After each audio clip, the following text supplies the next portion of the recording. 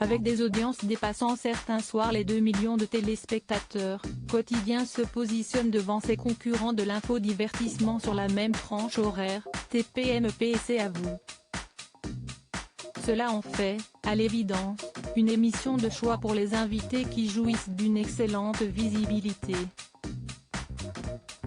Et cela, les patrons des grands groupes l'ont bien compris. Sur le siège qui a accueilli Tom Cruise, Selena Gomez ou encore Omar Sy, il est de plus en plus fréquent d'y voir apparaître les directeurs des grandes institutions publiques. Ainsi, l'émission a reçu entre autres Jean-Luc Martinez, président-directeur du musée du Louvre, qui a tout de même laissé passer 18 mois, entre ses premiers échanges avec la production et sa venue sur le plateau de TMC, mais aussi Vincent Kobe, patron de Citroën, invité le 3 septembre 2020. Plus récemment, CST Jean-Bernard Lévy, le président d'EDF, qui venait parler énergie et consommation des Français dans l'émission. Aux États-Unis, où j'ai passé des années, il n'est pas rare de voir un patron à ABC News ou Good Morning America, confiait Stéphane Cesareo, le directeur com de Citroën, à Challenge. Tous les patrons sont-ils pour autant les bienvenus chez Quotidien?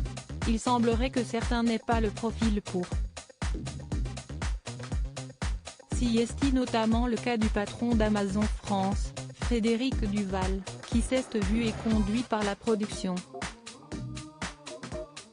Le patron faisait sa tournée, il voulait nous utiliser pour parler de la création de 3000 CDI, explique Laurent Bon, producteur chez Quotidien, à Challenge.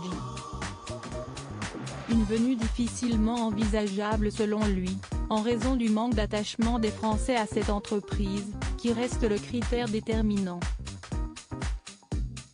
Quotidien, des invités de marque au fil des années, Quotidien a pu compter sur un panel d'invités 4 étoiles, à l'instar d'Isabelle Huppert, Fanny Ardant ou encore Jean-Pierre Bacry. Et si les stars internationales font elles aussi, le détour sur le plateau de TMC, comme Will Smith, Penélope Cruz ou encore Hugh Jackman, l'émission enrichit également son contenu avec la venue d'experts, moins connus du grand public, qui informent avec pertinence et pédagogie. CST le cas par exemple de Laurence Bonneux, chef économiste de l'OCDE ou le criminologue Alain Bauer, dont les interventions passionnent toujours les téléspectateurs.